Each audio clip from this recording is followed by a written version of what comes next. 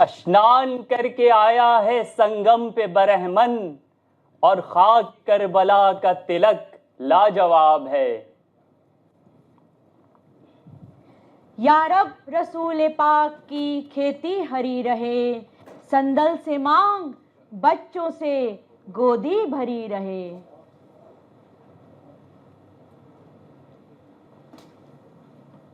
سوامی کتنی دور تئے آگا پریمی بان، اٹھی لہر فرات سے پہنچی ہندوستان، بھومی رام اور کرشن کی کربل کا سندیش، آنسو تمہرے سوک کے اور گنگا جمنی دیس۔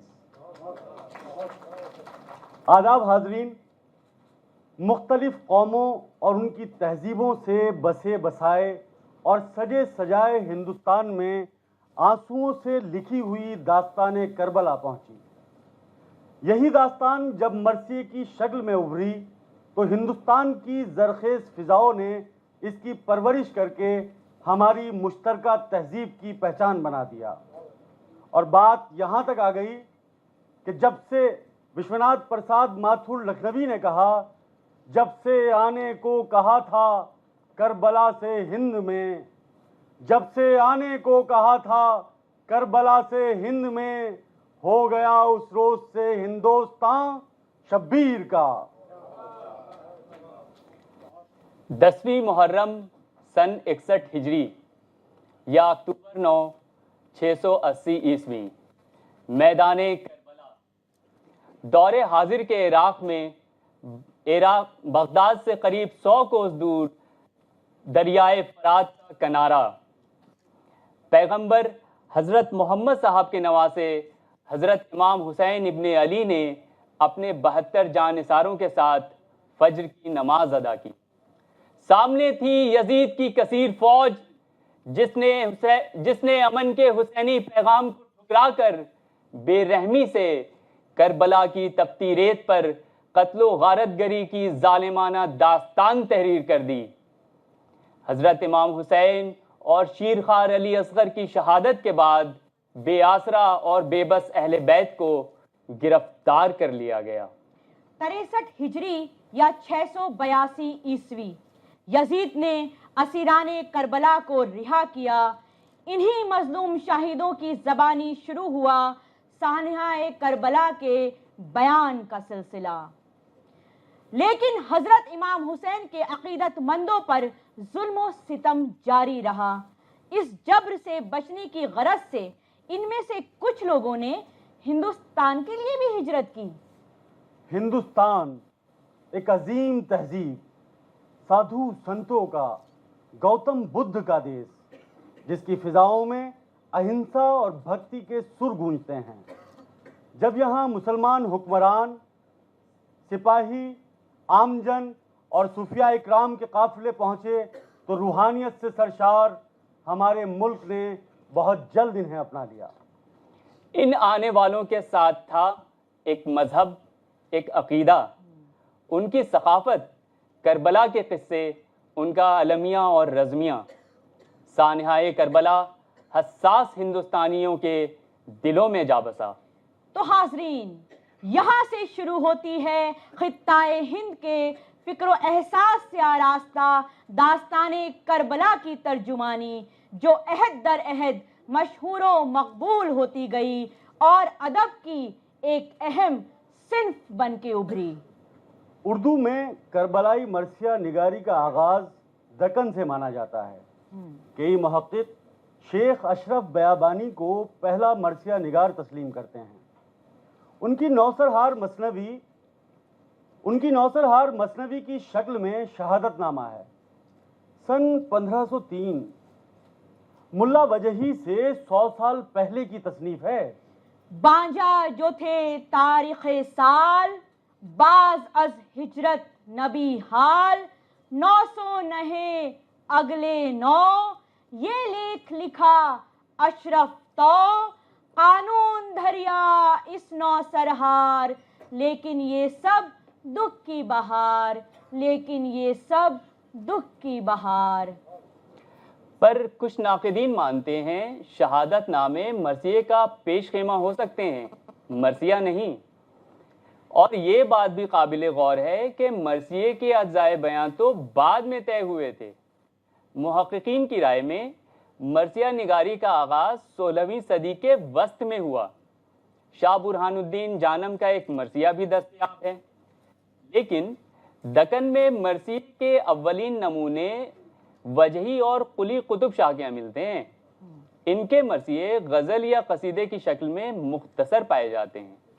قلی قطب شاہ لکھتے ہیں، کالے ہوئے دکھتے منکل، سر پر سٹی ماٹی سگل، پکڑے اس دکھتے جنگل، ہے بے قراری وائے وائے، پھولا سکے سب دکھ سکی، مکھ موندے بلبل جھک ستی، کوئل حسینہ جھک ستی، بن بن پکاری وائے وائے۔ قلی قطب شاہ نے اپنے ہم عصر مرثیہ نگاروں کی بھی حوصلہ افزائی کی۔ وجہی قلی قطب شاہ کے ہم عصر تھے۔ وجہی کا مرثیہ سادہ اور فطری ہے۔ حسین کا غم کرو عزیزاں، حسین کا غم کرو عزیزاں، ہنجو نینسو جرو عزیزاں۔ اسی زمانے کے شاعر غواصی کہتے ہیں، غم سو پکڑ بیت الحزن، یعقوب نے کھویا نین، شیریں کے بہانے کوہ اکن، اب جیو گنوایا ہائے ہائے، اب جیو گنوایا ہائے ہائے۔ 17ویں صدی کا ابتدائی دور، اب دکنی زبان تشکیل پا چکی تھی۔ والی بیجاپور علی عادل شاہ ثانی نے مرثیے کو کچھ یوں برتا، کربلا کی سب زمیں رنگی ہوئی، لہو بارے دلدل کے نالاں، ہائے ہائے، نت کرے عادل علی یک دل ستی، شے کا ماتم و سالاں، ہائے ہائے ہائے ہائے۔ کیا کہنا ہے؟ ہاشمی سید میران بیجاپوری پیدائشی نابینا تھے۔ آپ نے مربع مرثیے کہے، جن میں 4 مصروں کے بند پہلی بار لکھے گئے۔ ان کے لکھے مرثیے آج بھی پڑھے جاتے ہیں۔ دل بند مصطفیٰ کا تابوت لے چلے ہیں، فرزند مرتضیٰ کا تابوت لے چلے ہیں، سلطان دو جہاں کا، سردار اولیاء کا، مظلوم کربلا کا تابوت لے چلے ہیں، مظلوم کربلا کا تابوت لے چلے ہیں۔ اہم بات یہ ہے کہ اس شروعاتی دور میں نہ صرف مسلمان شعراء نے مرثیے لکھے، بلکہ غیر مسلم ادیبوں نے بھی واقعات کربلا کو شاعرانہ پیکر میں قلم بند کیا۔ راما راؤ تخلص بشیوا گلبرگہ کے رہنے والے تھے۔ ان کا ذکر قدرت اللہ خان قاسم نے اپنے تذکرے مجموعے نگر میں کیا ہے۔ دوسرا اہم نام ہے داس کا، جن کا کلام یورپ میں دکنی مخطوطات میں درج ہے۔ کہتے ہیں، مظلوم ہو گیا ہے جہاں سو وہ شے سوار، مظلوم ہو گیا ہے جہاں سو وہ شے سوار، شے کے دکھوں میں داس کے ہیں چشم اشک بار، روتا ہے یوں دریغ ستیں زار زار زار، مارا ہے ظالموں نے نبی کے رتن کو آج۔ بھائی ناقدین کی مانیں تو یہ کلام رسائی شاعری کے ذیل میں تو آتا ہے، لیکن فارم یا حیت کے اعتبار سے دکن میں پہلا غیر مسلم مرثیہ گو مہاراجہ کشن پرساد کو کہہ سکتے ہیں۔ فرماتے ہیں، پہلے مسلم کو کیا قتل مسلمانوں نے، پہلے مسلم کو کیا قتل مسلمانوں نے، ہائے کیا ظلم کیا جان کے نادانوں نے، گھر کو برباد کیا گھر کے نگہبانوں نے، قافلہ لوٹ لیا مل کے ہدی خانوں نے۔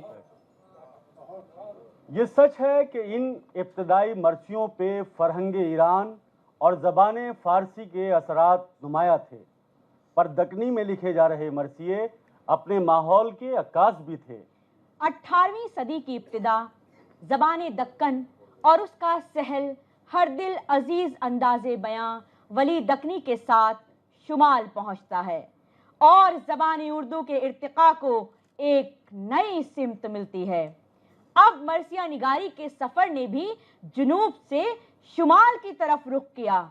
مغلیہ حکمرانوں کا دارالسلطنت دہلی اور اودھ کے نوابین کا دارالسلطنت لکھنؤ مرثیے کے اہم مرکز بن گئے۔ 1100 ہجری یعنی سن 1688 میں سہارنپور کے روشن علی نے عاشور نامہ تصنیف کیا، جس کی زبان کو خود تخلیق کار نے ہندی، ہندوی اور ہندوستانی سے موسوم کیا ہے۔ کہتے ہیں بغربتانیوں کے ظلم ظالمان، کہوں جنگ نامہ بہندی زبان، یہ عاشور نامہ بہندی زبان، کروں کربلا کی لڑائی عیان۔ روشن علی نے حسینی برہمنوں کے سردار راہب دت اور ان کے بیٹوں کو خاص اہمیت دیتے ہوئے لکھا کہ حضرت امام حسین کا سر نیزے پہ دیکھ کر راہب کا سر عقیدت سے جھک جاتا ہے۔ صدق سے جلاتا تھا خوشبو کے تئیں، ادب سے کری عرض اس نے یوں ہی، یہ سر ہے نبی کے جو فرزند کا، علی فاطمہ کے نیاز مند کا، علی فاطمہ کے نیاز مند کا۔ اور راہب کی نیاز مندی کے جواب میں سر مبارک سے آواز آتی ہے، نواسے ہیں ہم شاہ خیر البشر، نواسے ہیں ہم شاہ خیر البشر، کہ ہیں رحمت العالمین در خبر۔ رسائی ادب کی سب سے قدیم شکل دہے، زاری اور مخصوص بول ہیں۔ اس قدیم صنف کا تعلق دیہی یا دیہاتی معاشرت سے ہے، جہاں پیڑ پودے، ندی پوکھر، بادل، ہوا اور پنچھی سبھی کرداروں کی شکل میں رونما ہوتے ہیں۔ رسائی ادب کا یہ قدیم سرمایہ سینہ بسینہ ہم تک پہنچا ہے۔ یہ دہا دیکھیے، اڑ جا کاغا پہنچا دے بہن کا سندیسا، مورے بیرن لینے کب آئیں گے، اڑ جا کاغا پہنچا دے دھیا کا سندیسا، مورے بابولا لینے کب آئیں گے، اللہ لینے کب آئیں گے۔ اور ان دہوں میں مکالماتی انداز بھی اپنایا گیا ہے۔ اوڑھ لے اماں سوہا ساڑی، تیرا بیٹا رن چلا، آگ لگے سوہا ساڑی، بجر پڑے چوڑیاں، میرا بیٹا رن چلا۔ شمال کے بیشتر حصوں میں رسائی شاعری تشکیل پا رہی تھی۔ مقامی زبانوں میں بھی مرثیے لکھے جا رہے تھے۔ کشمیر میں رسائی شاعری کی مضبوط روایت رہی ہے۔ یہاں کے اردو مرثیہ نگاروں میں پیتامبر ناتھ در فانی کا نام اہم ہے۔ کہتے ہیں کہ حب حسین کو سمجھنا ہے تو فانی کے کلام کو پڑھیے۔ غم شبیر میں پرخون ہو جس کی آنکھیں، غم شبیر میں پرخون ہو جس کی آنکھیں، بھر کے دامن میں وہی لال و گوہر آتا ہے۔ پنجاب میں بھی مرثیہ نگاری کی روایت مقبول ہوئی۔ مرزا محمد رفیع سودا نے پنجابی میں بھی مرثیے لکھے۔ شہر مدینہ جب تن چھڈا، تہی وہ گھڑی کلی ہندے، کاش لکھے نو بخشوندی، میں اسی جگہ سر سہندے، میں اسی جگہ سر سہندے۔ ادب کی کئی اصناف میں رسائی شاعری ہوئی، جیسے قطع، ربائی، غزل وغیرہ۔ خواجہ معین الدین چشتی کی یہ ربائی دیکھیے، شاہ است حسین، بادشاہ است حسین، دین است حسین، دی پناہ است حسین، سرداد نداد دست در دست یزید، حقا کے بنا لا الہ است حسین۔ اور اس کا اردو ترجمہ، حسین شاہ بھی ہیں اور بادشاہ بھی ہیں، حسین دین بھی ہیں، دین کی پناہ بھی ہیں، نہ کی یزید کی بیعت کٹا دیا سر کو، اسی سبب سے یہ بنیاد لا الہ بھی ہیں، اسی سبب سے یہ بنیاد لا الہ بھی ہیں۔ اب منصور عثمانی کا یہ رسائے قطع بھی ملاحظہ ہو: دنیا کی ساری عظمت و رفت کے باوجود، دنیا کی ساری عظمت و رفت کے باوجود، حسنین جو نہیں تو مدینہ اداس ہے، کس جا الجھ گئے ہیں وہ آئے نہیں ابھی، کس جا الجھ گئے ہیں وہ آئے نہیں ابھی، عباس سے کہو کہ سکینہ اداس ہے۔ اس دور میں نوحے اکثر غزل کی شکل میں لکھے گئے۔ نوحہ یعنی کسی کی میت پر اس کا بیان کر کے رونا۔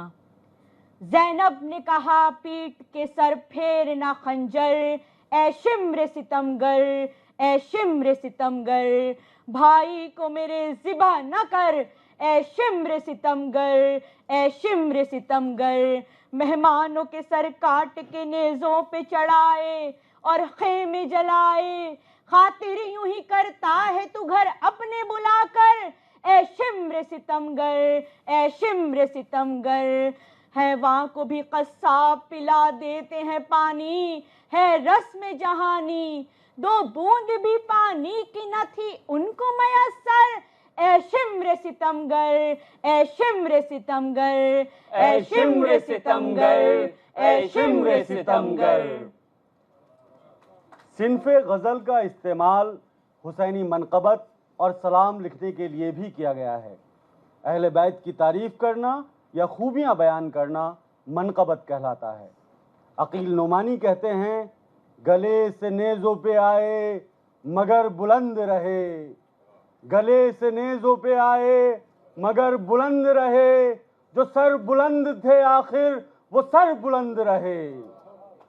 اور رگبیر سرن دیواکر راہی لکھتے ہیں: وقار خون شہیدان کربلا کی قسم، یزید مورچہ جیتا ہے جنگ ہارا ہے، جنگ ہارا ہے۔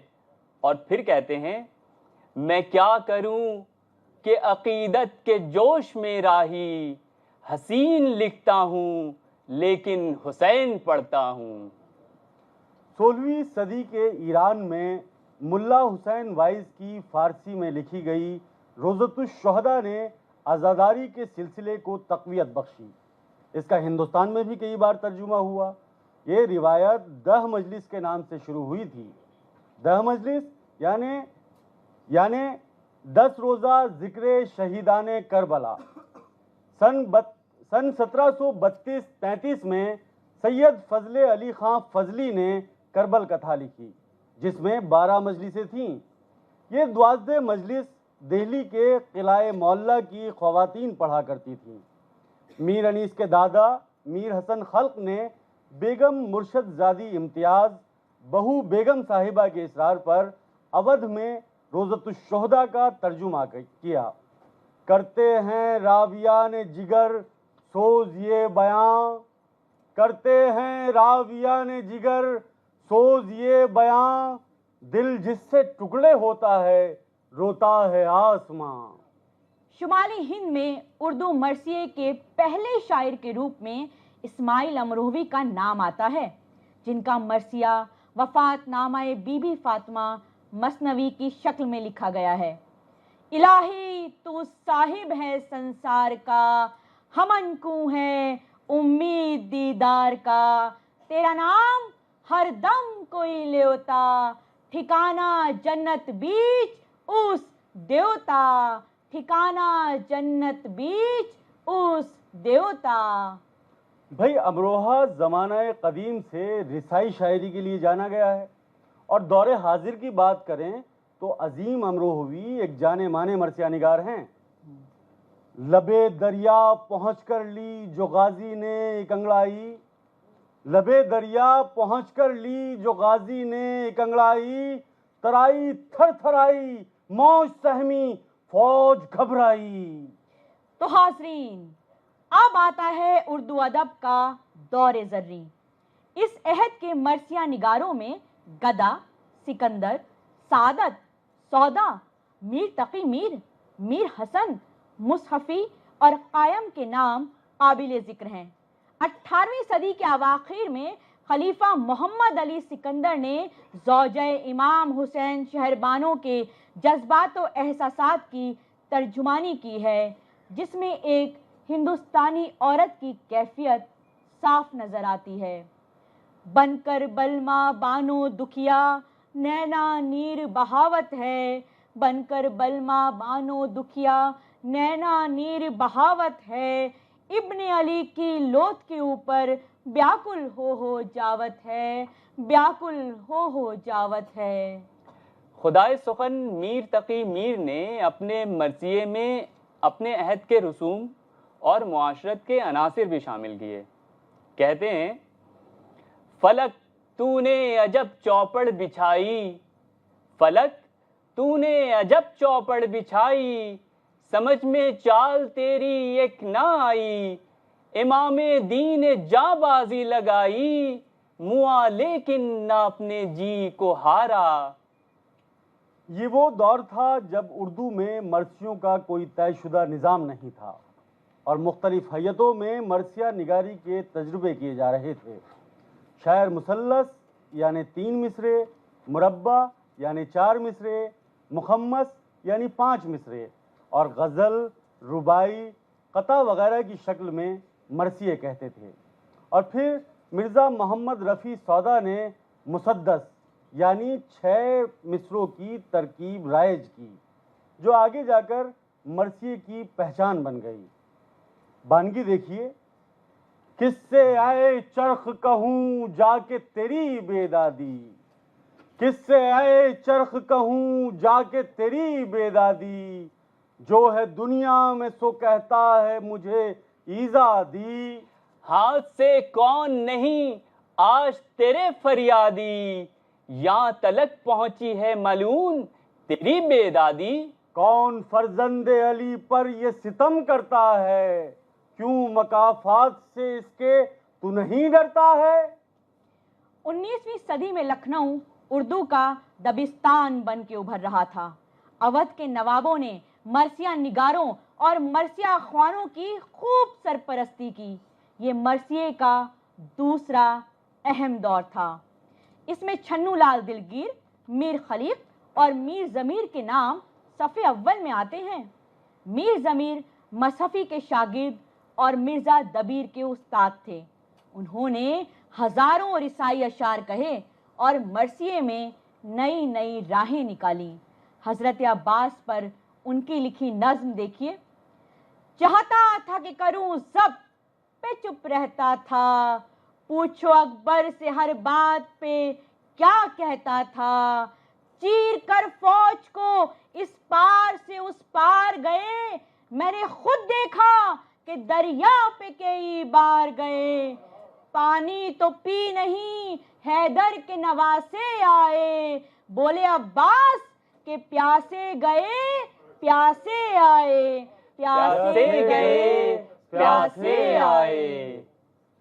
وقت کے ساتھ ساتھ نہ صرف مرثیہ نگاری بلکہ مرثیہ خوانی بھی ایک فن بن گئی تھی۔ ابھی تک مرثیہ ترنم میں سوز کی شکل میں پڑھنے کی روایت تھی، اب تحت اللفظ میں مرثیہ پیش کیا جانے لگا تو اس میں ڈرامائی عناصر بھی شامل ہو گئے۔ میر ضمیر نے ان تراکیب کو باقاعدہ ترتیب دی اور اپنے ایک مرثیے کے مقطع میں خود اس کا انکشاف اس طرح کیا، جس سال لکھے وصف یہ ہم شکل نبی، جس سال لکھے وصف یہ ہم شکل نبی کے، سن 1249 تھے ہجری نبوی کے، آگے تو یہ انداز سنے تھے نہ کسی کے، اب سب یہ مقلد ہوئے اس طرز نہیں کہ 10 میں کہوں 100 میں کہوں یہ ورد ہے میرا، اس طرز میں جو کہے شاگرد ہے میرا۔ ان کے ہم عصر میر خلیق نے چھوٹی اور بڑی دونوں بحروں میں طبع آزمائی کی۔ ان کے ایک سلام کا مطلع اور مقطع بے حد مشہور ہے۔ مطلع دیکھیے، مجرئی طبع کند ہے لطف بیاں گیا، دنداں گئے کہ جوہر تیغیں زباں گیا. اور مقطع ہے: گزری بہار عمر خلیق اب کہیں گے سب، گزری بہار عمر خلیق اب کہیں گے سب، باغ جہاں سے بلبلے ہندوستان گیا. اب غیر مسلم مرثیہ نگاروں کی تعداد بھی بڑھی اور مرثیے کا دائرہ بھی وسیع ہونے لگا. شمالی ہند میں اردو مرثیہ کہنے والوں میں پہلا غیر مسلم نام راجہ کلیان سنگھ کا ہے، جن کے مراثی کا بیان تذکرہ مسرت افزا میں ملتا ہے. دوسرا اہم نام تھا لالا فتح چند شائق کا، جن کا ذکر سعادت خان ناصر نے تذکرہ خوش مارکہ زیبا میں کیا ہے. والی بنارس راجہ بلوان سنگھ نذیر اکبر آبادی کے شاگرد تھے. ان کے لکھے ایک مرثیے کا ایک بند ملاحظہ ہو: سیاہ پوش ہے ماتم میں چرخ زنگاری، سیاہ پوش ہے ماتم میں چرخ زنگاری، رواں ہے چشم زمیں سے سرش کے گلناری، کہ آج رخصت عباس کی ہے تیاری، یہ بیت کیوں نہ ہو پائے ہم زبان سے جاری، دمے کے لشکر غم صف کشد بخوں خواری، ولے بن اعلی دہد منصب علمداری. اس وقت کے غیر مسلم شعراء میں قابل ذکر ہیں راجہ الفت رائے الفت، کنور سین مستر، سدھ ناتھ فراق اور چھنو لال طرب، جو بعد میں میاں دلگیر کے نام سے مشہور ہوئے. بزرگ ان کے شمس آباد کے رہنے والے، مگر چھنو لال کی پیدائش اور تربیت لکھنؤ میں ہوئی. ان کا زمانہ 19ویں صدی کی شروعات کا ہے. جوانی میں غزل پر خوب داد لوٹی، لیکن دنیاوی عیش و طرب سے دل برداشتہ ہو کر تمام غزلوں کا خزینہ گومتی میں غرق کر کے طرب تخلص بھی ترک کر دیا اور دلگیر تخلص اختیار کر کے فقط مرثیے کو ہی شعار بنایا. رقت اور بین کلام کی تاثیر ہیں. کٹ گیا جب تن سے سر شبیر کا، پھونکا اہل کینے گھر شبیر کا، دیکھو لاشا خون سے تر شبیر کا، آیا ہے مجرے کو سر شبیر کا، غیب سے آئی فرشتوں کی صدا، غور سے دیکھو جگر شبیر کا، غور سے دیکھو جگر شبیر کا. دلگیر پہلے مرثیہ نگار ہیں جنہوں نے اردو مرثیہ میں مکالماتی فضا کا اضافہ کیا. سنتے ہیں دلگیر کے اس شعر کو سن کر انیس اپنا سارا دفتر دینے کے لیے تیار ہو گئے تھے. کہتی تھی بانو الہی کیجیو وارث کی خیر، کہتی تھی بانو الہی کیجیو وارث کی خیر، آج کیوں سر سے ڈھلی جاتی ہے چادر بار بار. اور پھر اردو ادب کی اس صنف کو میر انیس اور مرزا دبیر نے درجہ کمال تک پہنچا دیا. کس شیر کی آمد ہے کہ رن کانپ رہا ہے، رن ایک طرف چرخ کہن کانپ رہا ہے، رستم کا جگر زیر کفن کانپ رہا ہے، ہر قصر سلاطین زمن کانپ رہا ہے، شمشیر بکف دیکھ کے حیدر کے پسر کو، جبریل لرزتے ہیں سمیٹے ہوئے پر کو. کیا کہنا ہے، واہ. مرزا سلامت علی دبیر مولد 1803، ان کا یہ شاہکار مرثیہ انتہائی مقبول ہے. اور مرزا دبیر کی استادی کا لوہا تو مرزا غالب نے بھی مانا. کہا در مرثیہ دبیر بود دستار من، گلدستہ معنی کو نئے ڈھنگ سے باندھوں، گلدستہ معنی کو نئے ڈھنگ سے باندھوں، ایک پھول کا مضمون ہو تو 100 رنگ سے باندھوں. میر خلیق کے فرزند میر بابر علی انیس کی پیدائش سن 1803 میں فیض آباد کی ہے. انیس فیض آباد سے اپنی سلاستیں لے کر لکھنؤ آئے. اپنے لیے زمین ہموار کرنے میں تھوڑا وقت لگا. انیس نے اپنے کلام کے بارے میں لکھا: نمک خوان تکلم ہے فصاحت میری، ناطقیں بند ہیں سن سن کے بلاغت میری، رنگ اڑتے ہیں وہ رنگی ہیں عبارت میری، شور سنتے ہیں وہ دریا ہے طبیعت میری، عمر گزری ہے اسی دشت کی سیاہی میں، پانچویں پشت ہے شبیر کی مداحی میں. کہتے ہیں میر انیس نے کم از کم 10,000 مرثیے اور سلام لکھے. وہ سہل زبان اور فطری بیان کے ماہر تھے. رنگا رنگ کیفیات، منظروں، کرداروں اور حالات کو بیان کرتے ہوئے انہوں نے اردو کے مجموعہ الفاظ میں اضافے کیے. واقعہ نگاری اور غم کے جذبات کو مؤثر بنانے کے لیے دیہی معاشرت اور مقامی بولیوں سے استفادہ کیا. ان کے مرثیوں میں رشتوں کی نوعیت، اہمیت اور ان کے تقاضوں کا احترام ہندوستانی کلچر کے عین مطابق ہے. انیس کے اس مرثیے میں جناب صغرا اپنے بھائی سے شکایت کرتی ہیں: کیا گزرے گی جب گھر سے چلے جاؤ گے بھائی، کیا گزرے گی جب گھر سے چلے جاؤ گے بھائی، کیسے مجھے ہر بات پہ یاد آؤ گے بھائی. پاسان کے اکبر نے کیوں پیار سے تقریر، کیوں مجھ سے خفا ہو گئی صغرا میری تقصیر، چلانے لگی چھاتی پہ منہ رکھ کے وہ دلگیر. محبوب برادر تیرے قربان میں ہمشیر، جلد آن کے بہنا کی خبر لیجیو بھائی، بے میرے کہیں بیاہ نہ کر لیجیو بھائی.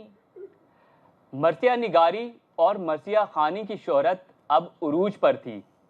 انیس اور دبیر کی مقبولیت کا یہ عالم تھا کہ 19ویں صدی کا شہر لکھنؤ باقاعدہ 2 خیموں میں بٹا ہوا تھا، انیسیے اور دبیریے.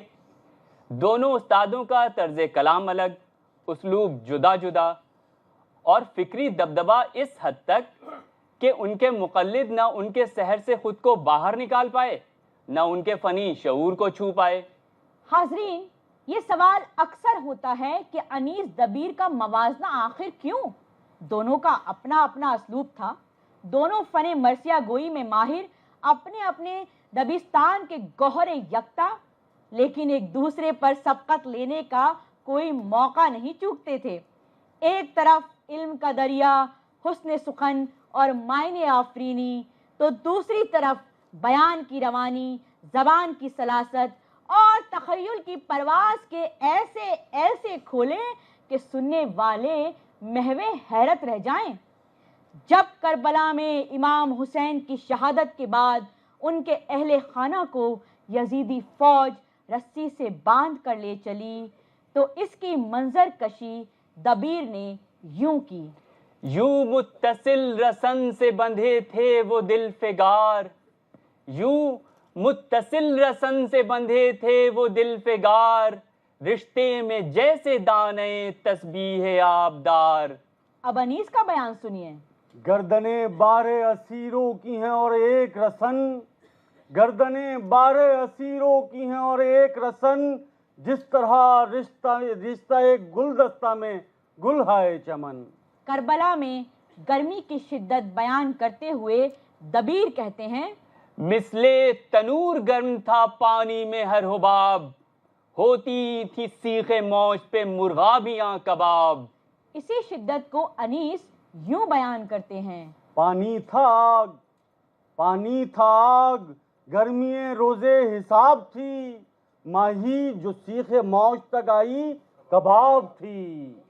انیس و دبیر دونوں کا انداز منفرد تھا. مثلا انیس ممبر پر بیٹھ کر جس انداز میں مرثیہ خوانی کرتے تھے، اپنے چہرے کے تاثرات، جسم کی جنبش اور آواز کے اتار چڑھاؤ کے ذریعے خیمے سے لے کر میدان کارزار تک کی تصویر کھینچ دیتے تھے. اور اس کا انہیں دعویٰ بھی تھا.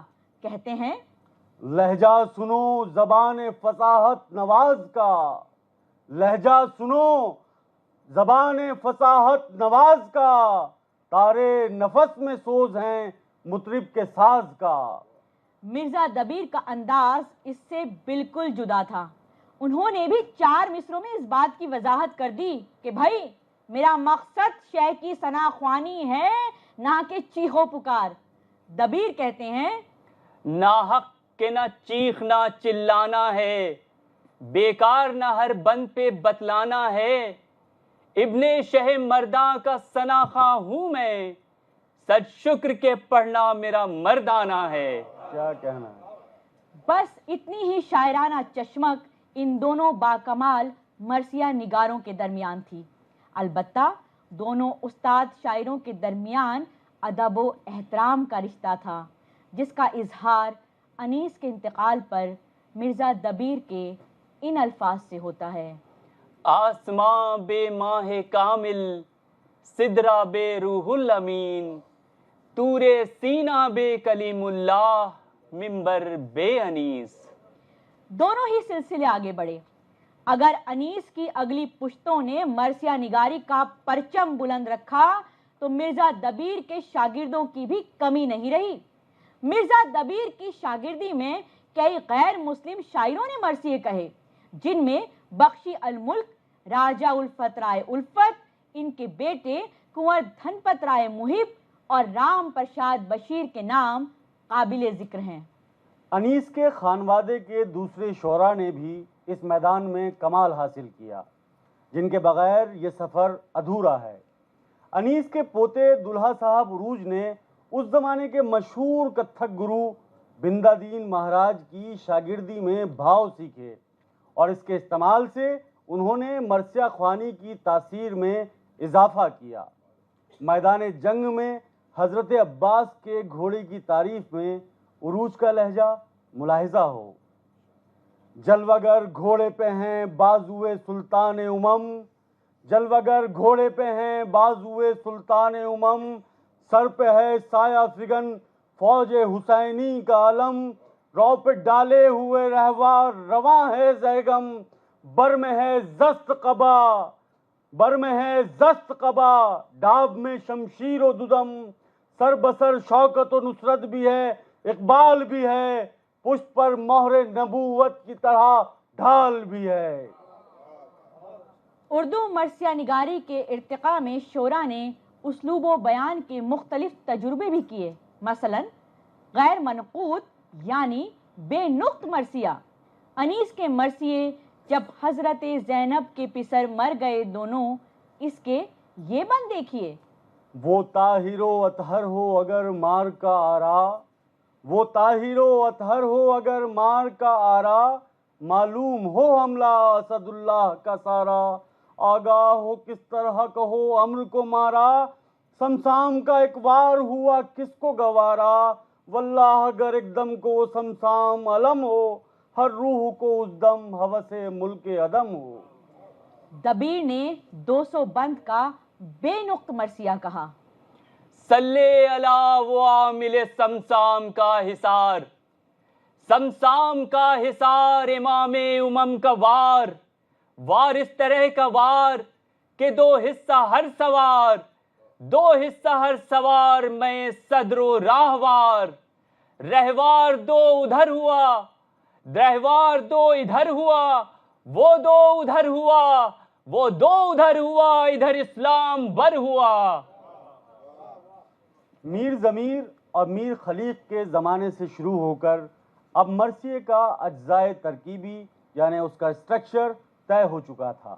اس نظام کے اہم حصے ٹھہرے چہرہ یا تمہید، سراپا، رخصت، آمد، رجز خوانی، جنگ اور شہادت۔ شہادت کے بعد بین۔ آمد اور رجز میں شاعر پرشکوہ الفاظ کی گھن گرج پیدا کرتا ہے، وہیں جنگی تفصیلات اور رزمیہ بیان، گھڑ سواری، تیر اندازی، شمشیر زنی کی مہارت سے اس کا امتحان ہوتا ہے، اور پھر ہیرو کی شہادت کے بعد بین، یعنی مرنے والے کو یاد کرتے ہوئے عزیزوں کی آہو زاریاں۔ مرثیے کا چہرہ یعنی شروعات کا خاص انداز ہے۔ مثلا جب سمت مصطفیٰ نے وطن سے سفر کیا، یا مقتل میں گرا جب خلفہ ساقی کوثر، یا رن میں جب سرور عالم کی سواری آئی۔ اصل موضوع پر آنے سے قبل تمہید باندھنے کے لیے مناظر فطرت کا بیان بے ثباتی دنیا سفر کے اور مراحل کے ذکر سے مرثیے کا آغاز ہوتا ہے۔ چلنا وہ بعد صبح کے جھونکوں کا دم بدم، مرغان باغ کی وہ خوش الحانیاں بہم، وہ آب و تاب نہر، وہ موجوں کا پیچ و خم، سردی ہوا میں پر نہ زیادہ بہت نہ کم، کھا کھا کے اوس اور بھی سبزہ ہرا ہوا، تھا موتیوں سے دامن صحرا بھرا ہوا۔ اس کے بعد ہیرو کا سراپا بیان کیا جاتا، اس کی شان و شوکت، خد و خال، قد و قامت، غرض شخصیت کی تمام خوبیاں پیش کی جاتی۔ میر انیس نے حضرت عباس کا سراپا اس طرح بیان کیا: آئینۂ جبیں سے صفا آشکار ہے، ابرو سے ماہ رخ کی ضیا آشکار ہے، چشم گوہر فشاں سے حیا آشکار ہے، رخ سے جلال شیر خدا آشکار ہے، رستم بھی چڑھ سکے گا نہ منہ پر دلیر کے، چہرہ تو حور کا ہے پر تیور ہیں شیر کے۔